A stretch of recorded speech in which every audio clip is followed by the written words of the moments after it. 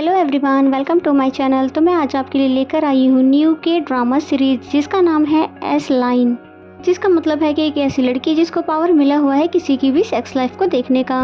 Series के starting में हम एक लड़की को देखते हैं जिसका नाम सिंचू है और इस लड़की को हर किसी के सिर पे एक रेड लाइन दिखाई देती है जिसको ये एस लाइन कहती है। इनके सिर पे जितनी ज्यादा लाइन होती है इसका मतलब होता है कि वो इतना ज्यादा फिजिकल रिलेशन बना चुका है। बचपन में अनजान सिंचू ने एक ड्राइंग बनाई थी जिसको उसकी मॉम देखती है कि एक रेड लाइन निकल के उसके हस्बैंड से उसकी सिस्टर के सिर पे जा रहा है, जिसे वो समझ जाती है और वो चाकू से अपने हस्बैंड का कत्ल करके सिंचू को अकेला छोड़कर वहाँ से भाग जाती है, जिससे सिंचू को समझ आता है कि ये रेड लाइन तो बहुत ही ज्यादा खतरनाक है। इसके बाद उस श्राप से मुक्त होने के लिए वो बिल्डिंग से कूद जाती है, हाथ की नस भी काट लेती है, लेकिन हर बार किसी न किसी वजह से बच जाती है और उसे तो खरोच तक नहीं आती है। लेकिन अब सिंचू ठान चुकी है कि इस बात का पता लगा के ही रहेगी कि आखिर इस श्राप के लिए उसे ही क्यों चुना गया है और वो इससे छुटकारा कैसे पा पाएगी। इसीलिए वो खुद को अपार्टमेंट में बंद रखने लगी। रात में भी काला चश्मा लगा के घूमती है, खिड़की दरवाजे सभी को उसने कवर करके रखा हुआ है। ये सामने एक घर में दिखाई जाती है जहाँ पर एक पड़ोसी आई होती है जिसके सिर पे बहुत सारी एस लाइन दिखाई दे रही थी और वो देखकर उसे हेलो कहती है, लेकिन सिंचू जल्दी से खुद को छुपा लेती है। अब तो और भी ज्यादा उसको क्यूरियोसिटी होने लगी है कि आखिर ये सब उसके साथ हो क्यों रहा है, क्या रीजन है कि वो इस श्राप से मुक्त नहीं हो पा रही है। सभी चीजों को समझने के लिए वो अच्छा खासा डाटा भी तैयार करती है। उसके घर की दीवार की हालत देखकर समझ सकते हैं कि वो कितना ज्यादा मेहनत कर रही है। उसके बाद हम उसी नई पड़ोसी को देखते हैं जो कि दिन में उसको हाई कह रही थी। वो उसको अपार्टमेंट के बाहर आई होती है कुछ फ्रूट्स लेकर, लेकिन वो दरवाजा खोलती ही नहीं है, बल्कि उसको देखकर तो डर जाती है और फिर ऐसे प्रिटेंड करती है जैसे कि घर के अंदर तो कोई भी नहीं है। जिसके थोड़ी देर बाद वो समझ जाती है कि घर के अंदर कोई नहीं है, इसलिए उस फ्रूट को वहीं पे रख कर वो वहाँ से चली जाती है। और जिसके जाने के बाद सिंचू दरवाजा चुपके से खोलती है और फ्रूट को अंदर ले लेती है और फिर ऐसे खाने लगती है कि जैसे कि उसने बहुत दिनों से कुछ खाया ही नहीं है। नेक्स्ट सीन में हमें मिस्टर हान को दिखाया जाता है जो कि एक इंस्पेक्टर है कि अपनी नेफ्यू सोना के साथ रहता है और सोना के पेरेंट्स भी अब इस दुनिया में नहीं हैं। मिस्टर हान ही उसका ख्याल रखते हैं और उसके स्कूल में एक मीशा नाम की लड़की है जो कि अपने गैंग के साथ उसको तंग करती है और उसकी खूब पिटाई करने के बाद उसे धमकी देती है कि अगर वो कल पैसे लेकर नहीं आई तो उसे बिल्डिंग से नीचे फेंक देगी।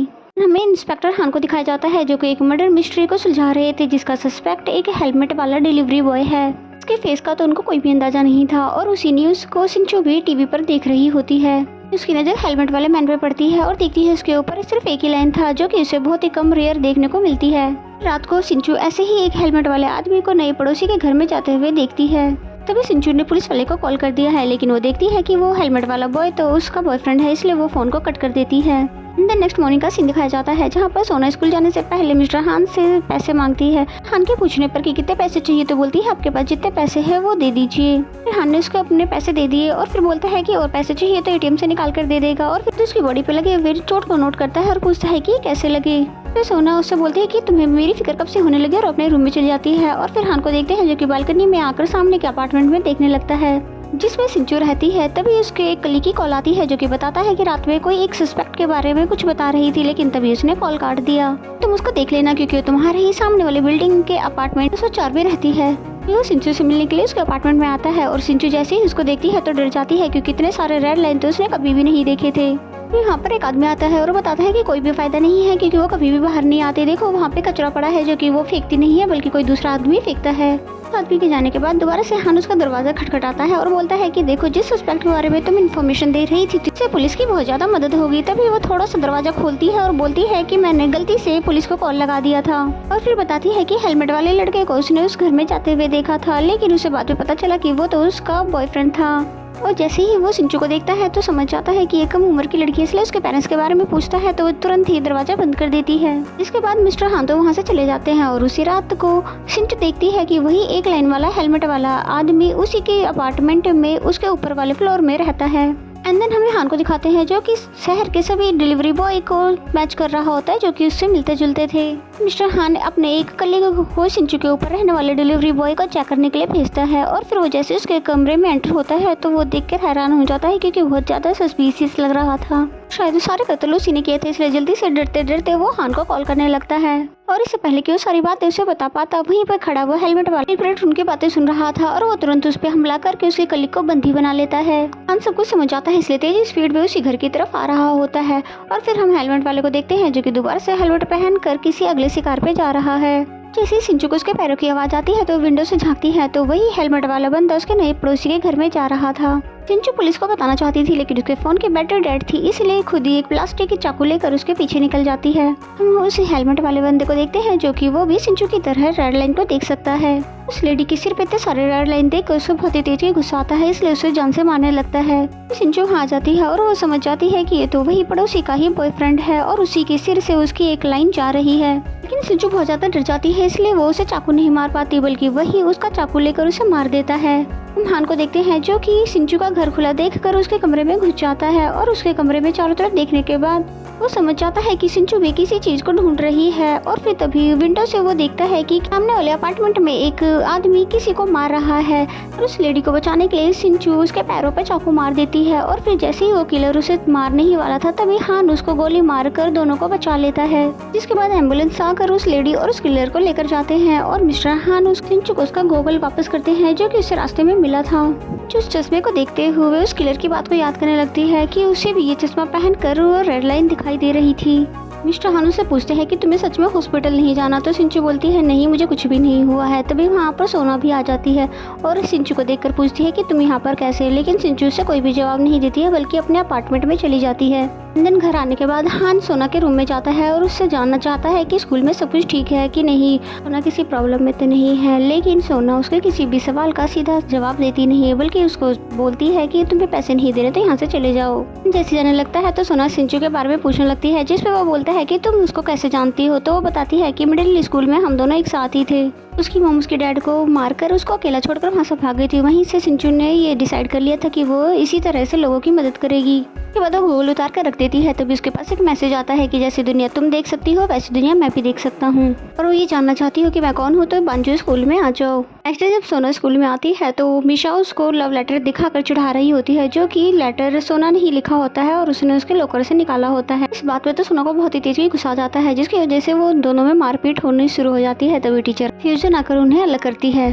टीचर उस लव लेटर को फाड़ देती है और सोना को समझाती है और फिर जैसे ही वो घर जा रही होती है तब सोना देखती है कि उसके लॉकर में एक चश्मा रखा हुआ है। तुम घर आकर वो चश्मा लगाती है तो अपने सिर के ऊपर एक लाइन देखती है, लेकिन उसे कुछ समझ नहीं आता। और फिर जैसे ही हान आता है तो उसके सिर पे वो इतनी सारी लाइनें देखकर बहुत जोर से चिल्लाती है और जल्दी से वो डर के मारे चप्पल पहनकर घर के बाहर चली जाती है। और हान को कुछ भी समझ नहीं आता है और फिर वो जैसे ही मार्केट में जाती है तो बहुत सारे लोगों के सिर पर वो लाइनों को देखती है। फाइनली वो समझ जाती है कि ये फिजिकल रिलेशन वाली लाइनें हैं और वो स्कूल बहुत खुशी खुशी से जाती है। उसके सबके सिर पे लाइनें दिख रही थी और उसके फ्यूजन टीचर के सिर पे एक भी लाइन नहीं थी, जबकि दूसरे कोरियन टीचर के सिर पे तो बहुत ज्यादा लाइनें थी। मिसा के सिर पे 2 लाइनें देखती है जो कि इसी स्कूल में किसी से कनेक्ट हो रही थी। सोना उस लाइन को फॉलो करती है और उसे पता चलता है कि कोरियन टीचर से ये लाइन कनेक्ट हो रही है। ये देखकर तो वो मुस्कुराने लग जाती है जैसे कि उसे किसी ताले की चाबी मिल गई है और हमें सिंचू को दिखाते हैं जो कि स्कूल को वापस से ज्वाइन कर लेती है। उसके बाद टीचर फ्यूजन उसको सबसे इंट्रोड्यूस करवाती है और सिंचू जाके अपनी सीट पर बैठ जाती है। एंड देन हम हान को देखते हैं जो कि नोटिस करता है कि वो किलर एक चश्मा लगाता था। हान को उसके सामान में कोई भी चश्मा नहीं मिला था, जिसके बाद वो सोना के स्कूल में जाता है क्योंकि वो किलर एक टीचर भी था। वहाँ आकर वो टीचर फ्यूजन से मिलता है। टीचर फ्यूजन उसे पहचान लेती है कि ये तो सोना के डैड है, लेकिन वो बताते हैं कि वो उसके अंकल है क्योंकि उसके मॉम डैड बहुत पहले ही गुजर चुके हैं। फ्यूजन को लगता है कि हाँ यहाँ पर सोना के लिए कुछ पूछने आया है, लेकिन वो बताता है कि वो एक मर्डर मिस्ट्री के लिए आया है। उनके टीचर जो कि लास्ट ईयर मैथ में पढ़ाया करते थे वो जो कि सीरियल किलर बन चुके हैं, जो कि अब एक इनकाउंटर में मारे गए हैं। फ्यूजन उसको तो पहचान लेती है लेकिन वो इस शहर में नहीं रहती है। तभी वो बताता है कि उसके सामान में उसका चश्मा नहीं था। तो टीचर फ्यूजन बताती है कि मैंने मिस्टर जिमिन को कभी भी चश्मा लगाया हुआ नहीं देखा था। उसके बाद हमें छत का सीन दिखाया जाता है जहाँ पर मिशा फिर से सोना को मारने जाती है। इस बार सोना उसका हाथ पकड़ लेती है और बोलती है डरने के बारी इस बार तुम्हारी है। तभी यहाँ पर सिंचू आ जाती है और वो मिशा को दीवार से पकड़ के लगा देती है और वो उसे धमकी देती है कि वो मिशा को लेकर बिल्डिंग से कूद जाएगी, जिससे वो प्रॉमिस कर लेती है कि वो आगे से इन दोनों को परेशान नहीं करेगी। तभी सोना सिंचू के पास आकर बोलती है कि तुम्हें मेरी मदद करने की कोई जरूरत नहीं है, मैं अपनी मदद कर सकती हूँ। और फिर जाने लगती है और सिंचू को लगता है कि शायद सोना उससे नाराज है। तभी सोना उसको आवाज़ देती है उसके साथ आने के लिए और फिर हान को दिखाते हैं जो कि टीचर से कहता है कि अगर आपको कुछ भी याद आए तो मुझे बता देना। तभी टीचर हान को कहती है कि सोना से मिल लेने के लिए, लेकिन वो मना कर देता है कि उसको ऐसे उनसे मिलना पसंद नहीं है। लेकिन सोना उन्हें पीछे से देख लेती है कि यहाँ पर भला क्यों आया होगा।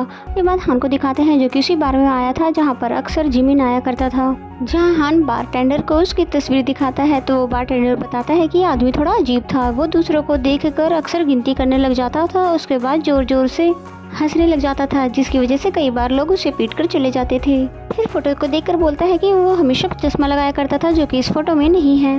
ये बात डायरी में नोट करने के बाद मिस्टर हान यहाँ से निकल जाते हैं। इसके बाद हम सोना को देखते हैं जो कि मिशा का पीछा कर रही थी और फिर जैसे ही वो कोरियन टीचर से मिलती है तभी वो अपने फ़ोन में उसकी फ़ोटो क्लिक कर लेती है। फिर मिशा को लेकर होटल रूम में जाता है जहाँ पर सोना उसे वो पिक भेज देती है। मिशा फोटो देख के हैरान तो होती है लेकिन टीचर को इस बारे में कुछ भी नहीं बताती है। तभी मिशा टीचर से पूछती है कि अगर हमारे बारे में किसी को पता चल गया तो आप क्या करोगे। तो वो बताता है कि शायद मैं तुम्हें लेकर भाग जाऊंगा। जिसके बाद मिशा सोना को रिप्लाई करती है कि उसको इस फोटो से कोई भी फर्क नहीं पड़ता क्योंकि वो तो नाबालिग है, अगर पकड़े भी गए तो सारा दोस्त तो टीचर पे ही आएगा। नेक्स्ट डे सोना कोरियन टीचर को ही ये फोटो भेज देती है और 20 मिलियन युवान की डिमांड करती है। अगर उन्होंने ये पैसे नहीं दिए तो वो इंटरनेट पर इसे वायरल कर देगी। ये देखकर तो टीचर डर जाता है। इसके बाद हम सोना को देखते हैं जो कि सिंचू से बोलती है कि मैं यहाँ से भाग जाना चाहती हूँ क्योंकि उसके अंकल हान को उसकी कोई भी फिक्र नहीं है। इसमें सिंचू बोलती है कम से कम तुम्हारे पास कोई अपना कहने के लिए तो है। इसमें सोना कहती है क्या पता तुम्हारी मॉम भी जिंदा हो, अगर ऐसा है तो तुम्हें उन्हें ढूंढना चाहिए। ये सुनकर सिंचू का मूड ऑफ हो जाता है और रात में जब वो ओल्डर कपल को देखती है जिनके सिर पर एक ही लाइन होती है वो भी एक दूसरे से कनेक्ट होती है, जबकि वहीं आसपास ऐसे लोग भी थे जिनके सिर पे बहुत सारी लाइनें थी। एंड द नेक्स्ट मॉर्निंग का सीन दिखाया जाता है जहाँ मिशा क्लास में सो रही होती है इसलिए उसे ऑफिस में बुलाया जाता है जहाँ पर कोरियन टीचर उसे बहुत डांट लगाते हैं और फिर अकेले में उससे मिलने भी आते हैं। मिशा उस पर बहुत गुस्सा करती है, वो ऐसे बिहेव करता है स्कूल में जैसे कि वो उसको जानता ही नहीं है। टीचर उसे बताता है कि कोई उसे फोटो भेजकर ब्लैकमेल कर रहा है, जिसपे मिशा बताती है कि वो उसी की क्लास में पढ़ने वाली लड़की सोना है। जिसपे टीचर बोलते हैं कि भला उसे कैसे पता चला, क्या तुमने इस बारे में उसे बताया है। जिसपे बोलते हैं उसे नहीं पता, बल्कि वो तो खुद भी एक विक्टिम है। मिशा टीचर को बाहर भेज जाओ कह के चली जाती है, लेकिन बाहर आकर खुद भी सोच रही थी कि भला सोना को कैसे पता चल गया इस बारे में। और मिशा को जलाने के लिए वो उसके बॉयफ्रेंड के साथ घूमने लग जाती है। सोना के इस नए बिहेवियर को देखकर सिंचू भी बहुत ज्यादा हैरान थी। और फिर जब ये दोनों वॉशरूम में होते हैं तो सिंचू उस चश्मा को देखकर समझ जाती है बिल्कुल ये चश्मा वही था जो कि किलर ने लगा रखा था। तभी सिंचू बोलती है कि उसे पता है कि वो इस चश्मे को लगाकर एस लाइन को देख पाती है, पर सोना ऐसे बिहेव कर रही थी जैसे कि उसे उसकी बात समझ ही नहीं आ रही हो। सिंचू बताती है कि वो भी रेड लाइन को देख सकती है। तब वो पूछती है कि अच्छा बताओ तो मेरे सिर पे कितनी लाइन है। तो बताती है तुम्हारे सिर पर एक लाइन है और टीचर फ्यूजन के सिर पे एक भी लाइन नहीं है और तुम्हारे अंकल के सर पे बहुत सारी लाइन है। और फिर सिंचू पूछती है कि तुम्हें ये चश्मा कहाँ पर मिला था। तो वो बताती है कि उसको ये चश्मा उसके लॉकर में मिला था। सिंचू से मना करती है चश्मा लगाने के लिए, लेकिन वो सोना उससे छीन लेती है और कहती है ये मेरा है। घर जाते समय सिंचू उसको अपने डैड का असल मौत का कारण भी बता देती है कि उसके डैड इसी लाइन की वजह से उसकी मॉम के हाथों मारे गए थे, इसलिए इन चीजों में मत पड़ो, ये रेड लाइन बहुत ही ज्यादा खतरनाक है। फिर रात को जब वो मिशा के बॉयफ्रेंड को किस कर रही थी तभी कोरिया टीचर का मैसेज आता है कि उसने 20 मिलियन का इंतजाम कर लिया है, उसे आधी रात को आके स्कूल के छत से ले लेना। उसके बाद वो होटल रूम से निकलकर मिशा के बॉयफ्रेंड के साथ फोटो खिंचवाने लगती है। वहीं मिशा भी सोना का पीछा कर रही होती है क्योंकि वॉशरूम में उसने सिंचू और उसकी बात सुन ली थी। किस तरह से उस चश्मे की मदद से वो सभी का एस लाइन देख सकती है। और जब वो सोना मिशा के बॉयफ्रेंड के साथ फोटो खिंचवा रही होती है तभी वहाँ पर मिशा आकर उसका चुपके से चश्मा चुरा लेती है। फिर जब वो चश्मा देखती है तो उसके बैग में नहीं होता है तो बहुत ज्यादा परेशान हो जाती है, इसलिए वो सभी से पूछने लग जाती है, लेकिन किसी को भी उसके बैग से चश्मा चोरी होने वाली बात नहीं पता होती है। और दूसरी तरफ हम मिशा को देखते हैं जो कि उसी चश्मे को लगाकर मॉल में घूम रही होती है। उसे भी सभी के सिरों पर एस लाइन दिखाई दे रही होती है। तभी सोना सिंचू को फोन करती है और बोलती है कि मेरा चश्मा कहाँ है। जिसपे सिंचू बोलती है तुम कैसी बातें कर रही हो, मैं तो घर पे हूँ, वैसे तुम हो कहाँ पर। फिर वो बताती है वो स्कूल जा रही है और फिर फोन काट कर वो भागने लगती है। सिंचू बहुत ज़्यादा हैरान होती है कि रात के 12 बजने वाले हैं और वो स्कूल जा रही है। और हम सोना को देखते हैं जो कि भागते हुए छत पे जाती है। कोरियन टीचर से बोलते हैं कि तुम्हें यहाँ पर आते हुए किसी ने देखा तो नहीं। सोना पूछती है कि पैसे कहाँ पर है। तो कोरियन टीचर उसके आगे गिड़गिड़ाने लग जाते हैं कि मेरा एक बच्चा है और दूसरा होने वाला है, अगर मुझे नौकरी से निकाल दिया गया तो मैं इन्हें कैसे पालूंगा। और इतने कम समय में एक टीचर के लिए 20 बिलियन इंतजाम करना बहुत ही मुश्किल का काम है। तभी सोना कहती है कि तुम लोग अच्छे से जानते थे कि मिशा मुझे बुली करती है, लेकिन तुम सब ने उसे इग्नोर कर दिया क्योंकि वो एक बड़े बाप की बेटी है। जिसके लिए कोरियन टीचर उससे माफ़ी मांग लेते हैं और कहते हैं कि तुम इस फोटो को डिलीट कर दो, क्योंकि मेरी वाइफ ने अगर देख लिया तो बहुत ही ज़्यादा बुरा हो जाएगा, तो मैं तुम्हें बाद में पैसे दे दूंगा। लेकिन तभी उसके फ़ोन की वाइफ का मैसेज आता है कि उसने फ़ोटो देख लिया है। तो ये देख कर कोरियन टीचर को बहुत ही ज़्यादा गुस्सा आता है और वो सोना को कहता है कि तुमने ऐसा क्यों किया, तुमने ये फ़ोटो मेरी वाइफ को क्यों भेजा। सोना मना करती है कि मैंने ऐसा कुछ नहीं किया है। दूसरी तरफ हम सिंचो को देखते हैं जो कि भागते भागते वो भी स्कूल तक पहुंच आई थी। तभी वो बिल्डिंग से गिरते हुए किसी को देखती है और उसके सिर पे एक लाइन देखकर वो समझ जाती है सोना है। वो उसके पास आकर वो बहुत बुरी तरह से रोने लग जाती है। इसके बाद वो फौरन ही उसे हॉस्पिटल लेकर आती है क्योंकि उसकी सांसें चल रही थी। जिसके बाद उसको ओटी में लिया जाता है और वो वहीं पर बैठकर बाहर इंतजार कर रही होती है। इंस्पेक्टर हान भी वहाँ भागते हुए आ जाते हैं और वो सिंचो से पूछते हैं कि तुम इतनी रात को स्कूल क्यों गई थी। तो वो बताती है कि उन्होंने उसे फोन पे बताया था कि वो स्कूल जा रही है। इस समय स्कूल जाने वाली बात उसे कुछ ठीक नहीं लगती, इसलिए वो भी सोना के पास गई थी। लेकिन उसके अलावा उसे कुछ भी नहीं पता। लेकिन उसे इतना पता है कि कभी भी सोना ऐसा कदम नहीं उठाएगी। और next day Korean teacher school नहीं आया था, न ही किसी के फोन कॉल का आंसर कर रहा था। दूसरी तरफ मिशा भी स्कूल नहीं आई थी और हमें पता चलता है कि सोना अब कोमा में चली गई है। जिसके बाद हम सिंचो को देखते हैं जो कि स्कूल की बिल्डिंग पे खड़ी होकर कुछ सोच रही थी। तभी लीची नाम की लड़की कहती है कि सोना कभी भी ऐसा कदम नहीं उठा सकती, कि सोना बिल्कुल भी ऐसी कमजोर लड़की नहीं थी। और कितनी अजीब सी बात है कि जब से उसको बुली करने वाली लड़की मिशा भी स्कूल नहीं आ रही है। सिंचो को भी उसकी बात में दम लगता है क्योंकि कभी भी वो खुद को नुकसान नहीं पहुंचा सकती थी, तो फिर ये मर्डर ही हुआ। सिंचो लीची को बताती है कि अभी वो मरी नहीं है बल्कि वो अभी कोमा में है। तभी वो एक लड़के को देखती है जिसका चश्मा उतार कर वो उसे चेक करने लगती है। लेकिन जब सिंचो को तसल्ली हो जाती है कि ये चश्मा नॉर्मल है तो उसको वापस दे देती है और फिर अपनी क्लास में चली जाती है। लेकिन वो लड़का और लीची दोनों ही उसे हैरानी से देखते रहे।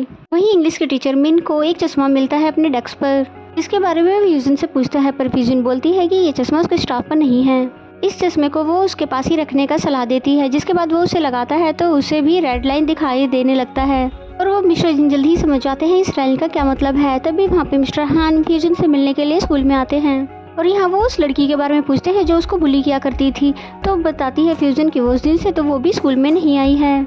जिसके बाद मिस्टर हान मिशा के बॉयफ्रेंड का फोटो दिखाते हैं और पूछते हैं कि लड़का कौन है। तो उसके बाद फ्यूजन उस लड़के के पास उसको लेकर जाती है और मिशा का बॉयफ्रेंड उसे सब कुछ सच बताता है कि उसने और सोना ने किस किया था। जिसके बाद हम फोटो खिंचवाने के लिए स्टोर गए थे पर वहाँ पर उसका कोई सामान गुम हो गया था। जिसके बाद वो परेशान होकर वहाँ से चली जाती है। अब इंस्पेक्टर हान जो कि सीसीटीवी फुटेज देख रहे थे और वो देखते हैं कि जब सोना और वो लड़का फोटो खिंचवाने में बिजी थे तभी वहाँ पर मिशा आकर उसके बैग से कुछ निकालकर अपने साथ ले गई। और फुटेज में मिशा को वो चश्मा लगाए हुए भी देखता है लेकिन उसे कुछ भी समझ नहीं आता है। वहीं मिस्टर जिन जिसको अब वो चश्मा मिल गया है वो लगाए हुए हैं। और मिस्टर मिन जब अपने सिस्टर के घर पे जाते हैं तो वो देखते हैं कि उनके ब्रदर इन लॉ के सिर पर भी बहुत सारी लाइनें निकल रही होती है। और फिर खाना खाने के बाद जैसे ही वो लिफ्ट में जाते हैं तो वो देखते हैं कि एक लाइन तो यहीं किसी फ्लोर में 4th फ्लोर पर जा रहा है। तो ये देखकर मिस्टर जिन को तो बहुत ही ज़्यादा अपनी सिस्टर की फिक्र होती है। एंड देन हम हान को देखते हैं जहाँ पर उसका सीनियर इस केस को सुसाइड केस बताकर केस को क्लोज करने वाला है। लेकिन हान उनसे बहस करने लग जाता है क्योंकि उसे भी लगता है सोना ऐसा सुसाइड करने वाली लड़की तो नहीं है। वहीं हम स्कूल में देखते हैं कि कोरियन टीचर और मिशा की फोटो वायरल हो जाती है और ये फोटो किसी और ने नहीं बल्कि खुद कोरियन टीचर ने ही वायरल की थी। जिसके बाद उन्होंने खुद सुसाइड कर लिया और उसकी बॉडी भी उसी की कार में ही मिलती है जिसपे एक नोट भी लिखा हुआ था कि उसे मिशा के साथ रिलेशनशिप नहीं बनाना चाहिए था और उसकी जिंदगी अब बर्बाद हो चुकी थी और उसे अब जीने का कोई भी अधिकार नहीं है। वहीं हम सिंचू को देखते हैं जिसकी दोस्त लीची उसे अपने फ्रेंड जिनसुक से मिलाती है। तो इंस्पेक्टर हान सिंचू को लेने के लिए वहीं स्कूल पर आए हुए होते हैं और फिर रास्ते में पूछने लग जाते हैं कि आखिर तुम सोना से मिलने के लिए अस्पताल में क्यों नहीं आती हो, आखिर वो तुम्हारी दोस्त है। हान कहता है देखो मुझे तुम पे बिल्कुल भी शक नहीं है, मुझे पता है कि तुमने जो कुछ भी किया है वो एक फ्रेंड के नाते किया है। तुम्हें क्या लगता है कि वो आधी रात को स्कूल क्यों गई है। जिसपे सिंचू बोलती है क्या तुम्हें सच में सोना के चश्मा के बारे में कुछ भी नहीं पता। इसपे इंस्पेक्टर हान पूछता है कि कौन सा चश्मा। जिसपे सिंचू बोलती है पहले जाकर उस चश्मे को ढूंढ कर लेकर आओ, जिसके बाद ही वो उसको सब कुछ सच बताएगी। और उसके बाद हम मिस्टर जिन को देखते हैं जो कि अपने ब्रदर इन लॉ का पीछा कर रहा होता है। मिस्टर जिन को पता चलता है कि उनका ब्रदर इन लॉ झूठ बोलकर घर से यहाँ पर आकर किसी दूसरी लड़की के साथ बैठा है और फिर वो उसे होटल के रूम में रंगे हाथ पकड़ भी लेता है। उसके बाद उसे धमकी देता है कि कल मेरी सिस्टर को सच सच बता देना। एंड देन नेक्स्ट डे का दिखाया जाता है जहाँ पर टीचर जिनका ब्रदर इन लॉ उनकी सिस्टर को सब कुछ सच बताकर उसी होटल वाली लेडी के साथ उनको छोड़कर चले जाता है और इस गम को उसकी सिस्टर बिल्कुल भी बर्दाश्त नहीं कर पाती और पागलों की तरह बिहेव करने लगती है। देन नेक्स्ट सीन में हम इंस्पेक्टर हान को देखते हैं जो कि सोना के रूम को चेक कर रहे होते हैं। तभी उन्हें एक डायरी मिलती है, जिस डायरी को वो सिंचू को दिखाकर उसके बारे में पूछते हैं, जिन पे ड्राइंगें बनी होती है, जिसमें एक चश्मे की फोटो बनी थी और साथ में उसके सिर पे बहुत सारी लाइनें बनी थी। सिंचू इस पिक्चर के बारे में उसे समझाती है और उसके ऊपर जिस एस लाइन बनी हुई है उसके बारे में भी बताती है और ये भी बताती है कि वो भी बचपन से इन लाइनों को देख सकती है। हान को उसकी बात पर यकीन तो नहीं आता है, लेकिन उसने जितने भी केसेस देखे थे उन सब में ये चश्मा कॉमन था, जिस पे हान कहता है कि इसका मतलब सोना के पास वो चश्मा था और किसी ने उसका वो चश्मा चुरा लिया और सोना को भी बिल्डिंग से उसने धक्का दिया।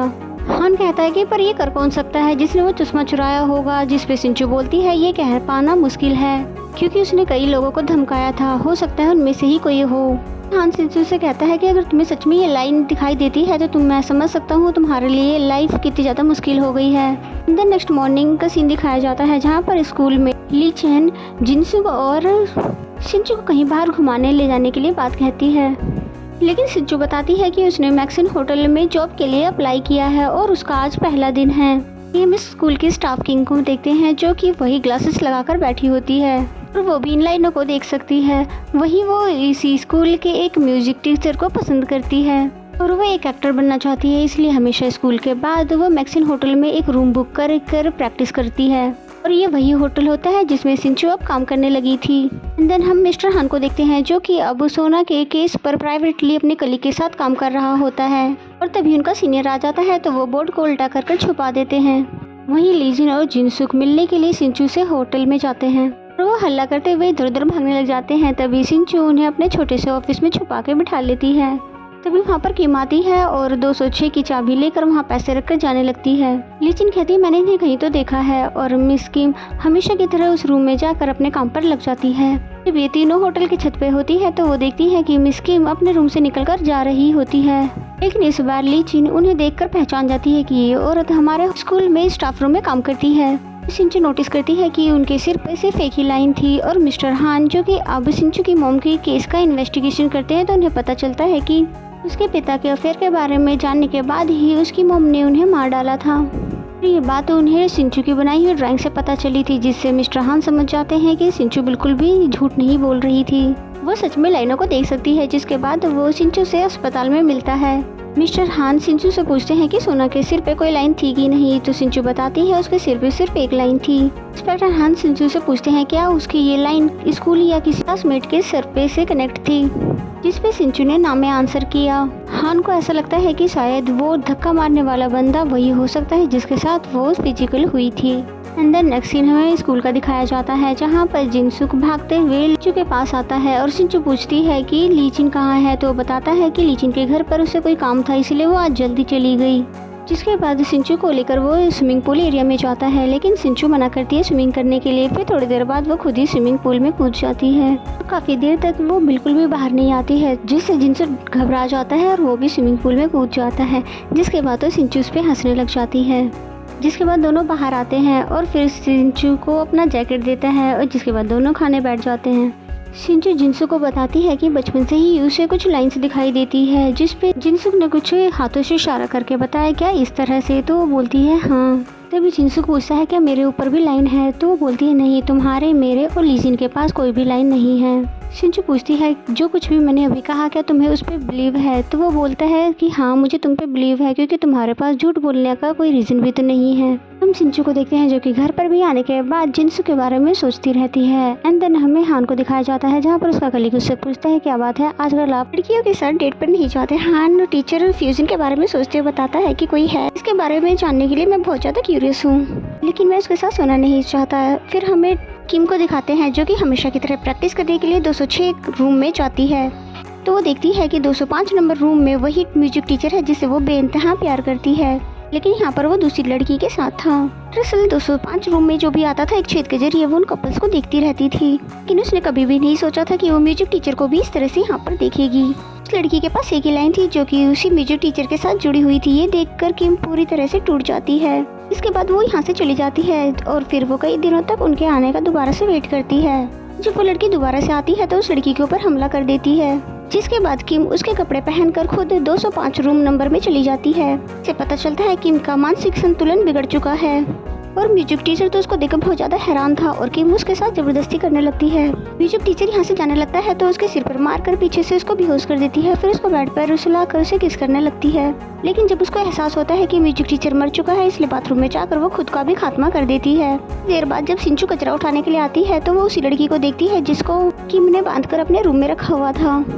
सिंचू फौरन मिस्टर हान को बुलाती है, जहाँ पर वो आकर इन दोनों डेड बॉडी को हटवाता है। उसके बाद वो ग्लासेस ढूंढने लगता है लेकिन उसे कहीं नहीं मिलता और फिर वो सिंचू से पूछता है कि किम के पास कितनी लाइनें थी। सिंचू ने बताया उसके पास 1 लाइन थी और मुझे नहीं लगता कि वो म्यूजिक टीचर से जुड़ रही थी।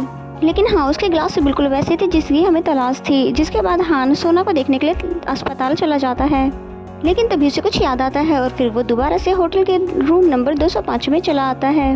उसने बाथ टब को कुछ चेक नहीं किया था, जिसके बाद सारा पानी निकालने के बाद उसे वो ग्लासेस मिल जाते हैं। जिसके बाद वो ग्लासेस को लगाता है और खुद को मिरर में देखता है तो अपने ऊपर इतनी सारी लाइनें देखकर वो खुद ही चौंक जाता है। जिसके बाद वो हॉस्पिटल जाता है और सोना के सिर पे सिर्फ एक रेड लाइन देखकर वो सोचने लग जाता है कि उसने सोना के साथ कितना गलत किया है। बचपन में उसने उसके साथ बहुत ज़्यादा अटैच रखने की कोशिश की लेकिन उसने उसका ख्याल कभी भी नहीं रखा। सारी गलती उसी की थी, इसीलिए सोना उससे अब इतनी नफरत करने लगी है। और फिर अपने साथी कलीग के सिर पर 2 लाइनें देखकर पूछता है कि क्या तुम्हारी शादी से पहले कोई गर्लफ्रेंड थी क्या। उसका कलीग हाँ में आंसर करता है तो वो समझ जाता है कि ये ग्लासेस बिल्कुल सही है। तभी सोना के स्कूल से एक लड़की योजीना नाम की एक कंप्लेन लिखवाने आती है।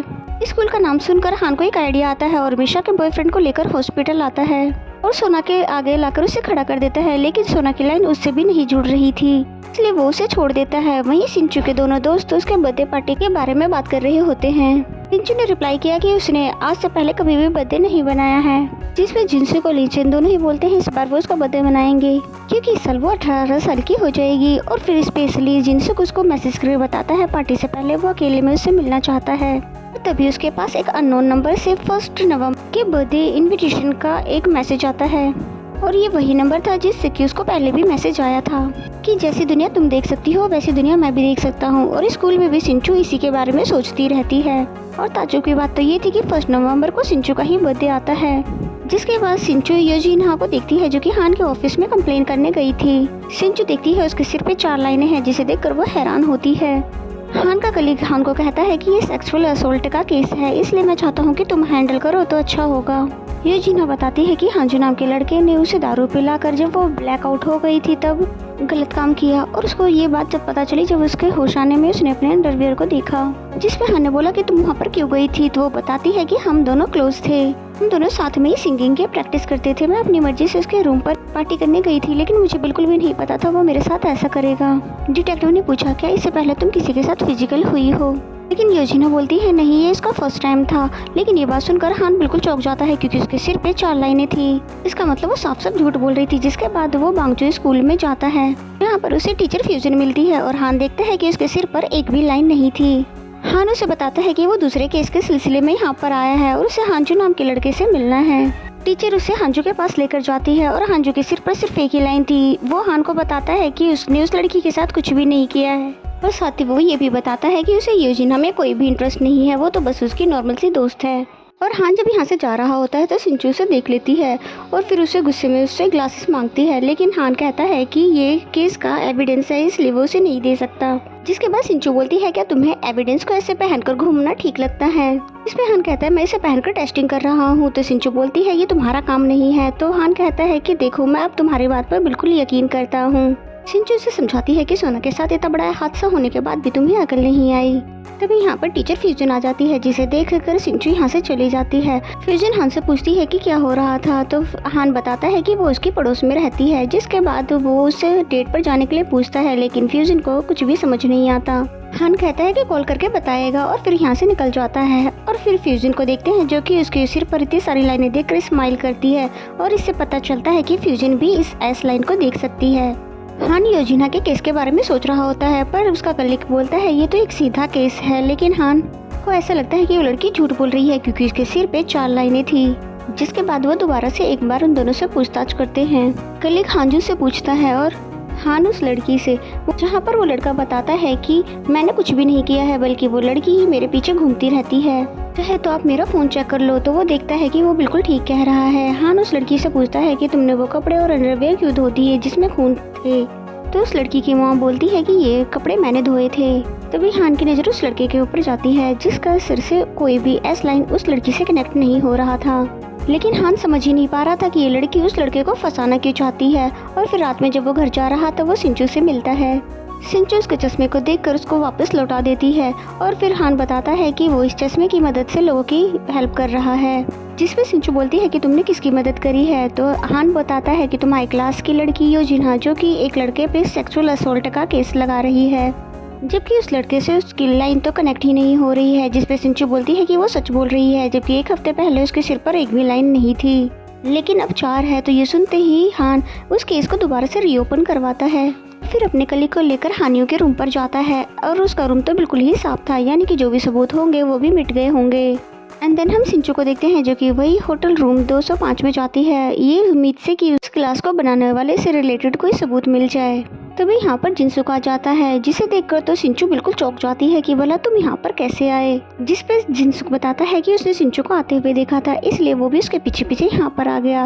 और तभी अंधेरा हो जाता है तो उसे अंधेरे से डर लगता है, जिसकी वजह से उसे ऐसा लगता है कि सिंचू शायद उसे किस करने वाली है, इसलिए वो अपनी आंखें बंद कर लेता है। और जिनसुक को ऐसे देखकर सिंचू हंसने लग जाती है, जिसके बाद वो दोनों सच में किस करने लग जाते हैं। दूसरी तरफ हान को दिखाते हैं जो कि हानियों को इंटेरोगेशन के लिए लेकर आता है और फिर हान उसको दोबारा से सारी बातें पूरी बताने के लिए कहता है। जिसके बाद वो हानियों बताता है कि यो जिन्हा उसके रूम पर आई थी और विस्की की रखी बोतल वो पूरी की पूरी गटक गई थी। जिसके बाद और पीने की जिद करने लगी, उसके लिए मुझे फिर से बियर लेकर आनी पड़ी। और फिर बियर पीने के बाद उसका ब्लैकआउट हो गया था, यानी कि बियर और विस्की दोनों पी लेने की वजह से ऐसा हुआ था। जिसपे हान ने उससे बियर शॉप का एड्रेस पूछा तो वो बताता है उसके हॉस्टल के पीछे ही वो वाइन शॉप है। जिसके बाद हान उस वाइन शॉप की फुटेज को चेक करता है तो उसे पता चलता है वो लड़का बिल्कुल ठीक कह रहा था। तभी वो फुटेज में नोटिस करता है कि 4 लड़के उसी हॉस्टल के पास जा रहे थे, जिनमें से एक के सिर पर तब तो कोई लाइन नहीं थी।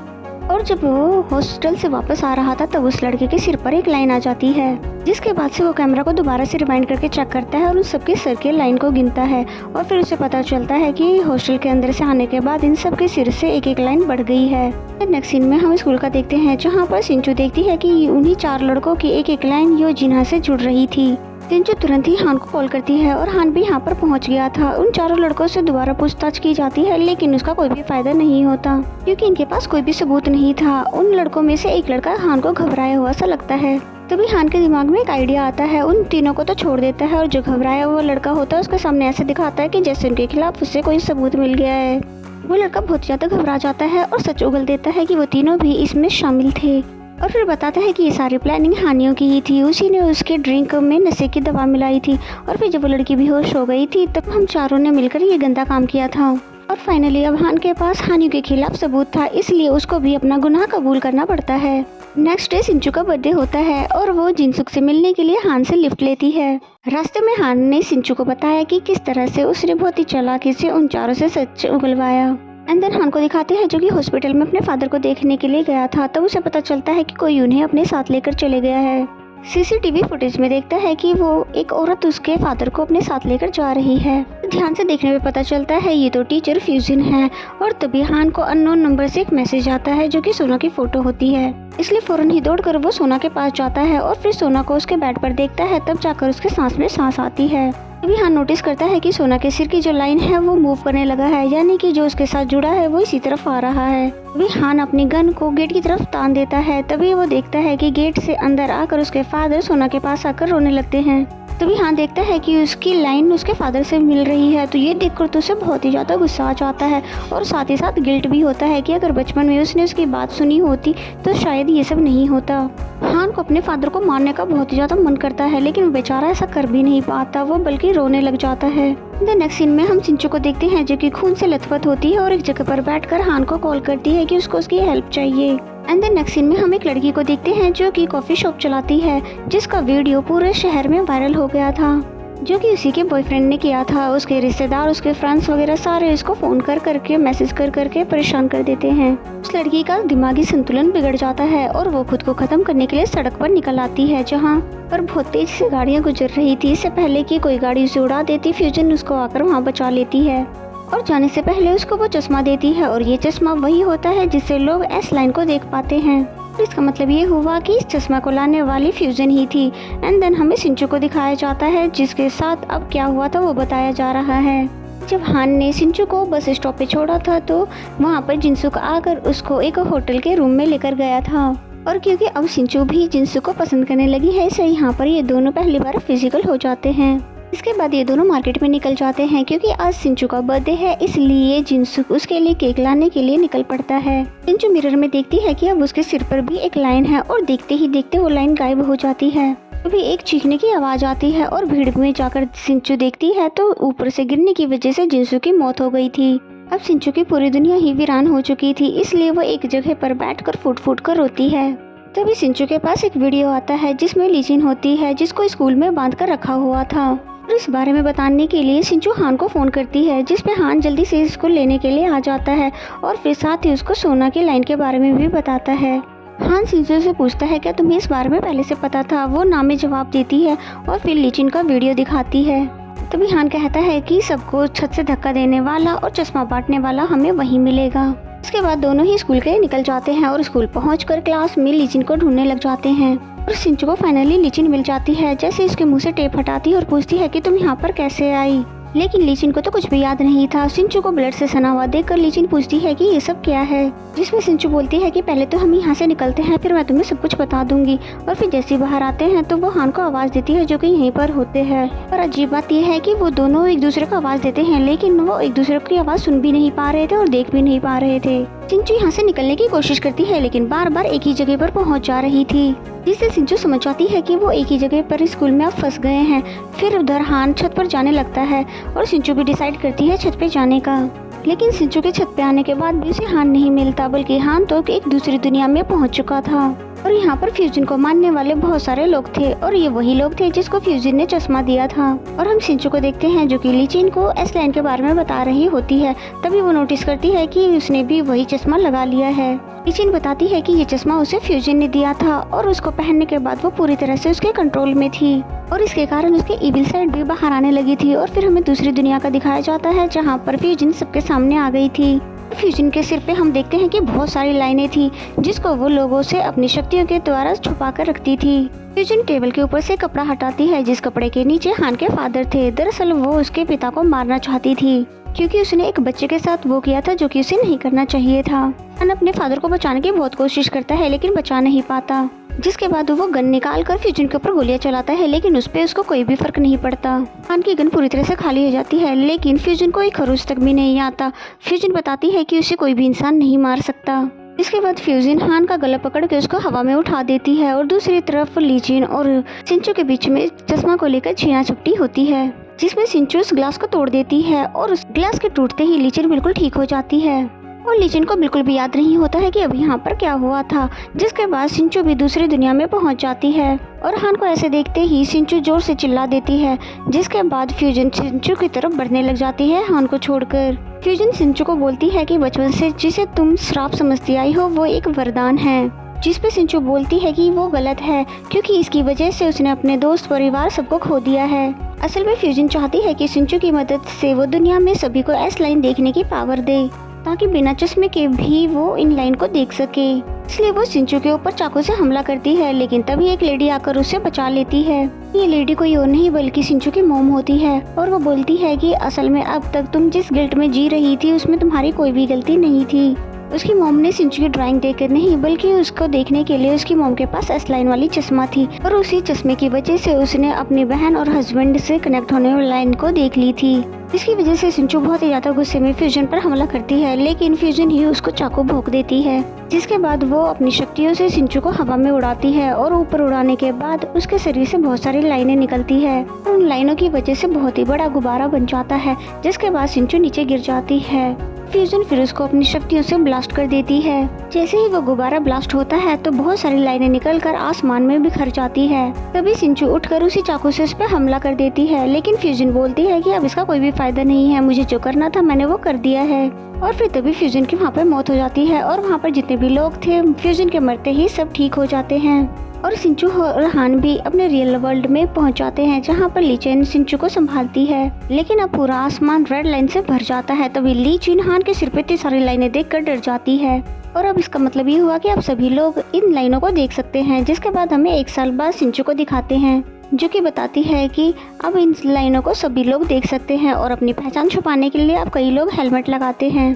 और फिर हमें सोना को दिखाते हैं, जो कि अब बिल्कुल ठीक हो गई है। हान उसको लेने के लिए स्कूल आता है, जहाँ पर सोना बोलती है, मैंने कहा था ना कि आप यहाँ पर मत आया करो, आप अपने सिर के ऊपर देखो, जिसकी वजह से लोग भी मुझे घूर घूर कर देखते हैं। और फिर सिंचू को देखते हैं, जो कि जिनसू के कब्र पर जाती है और वहीं पर उसका जैकेट रख देती है कि तभी उसको एक आवाज़ सुनाई देती है। लेकिन सिंचू को कोई दिखाई नहीं देता। तभी अचानक से फ्यूजन उसके कान के पास आकर बोलती है। इसका मतलब फ्यूजन अभी भी जिंदा है। और फिर इसी सीन के साथ ये सीरीज यहीं पर एंड हो जाती है। तो मेरा एक्सप्लेनेशन अगर आपको अच्छा लगा तो वीडियो को लाइक करें, और चैनल पर नए हैं तो प्लीज़ गाइस चैनल को सब्सक्राइब कर लें। तो मिलते हैं ऐसे किसी और मज़ेदार सी सीरीज़ के साथ। तब तक के लिए bye bye and take care.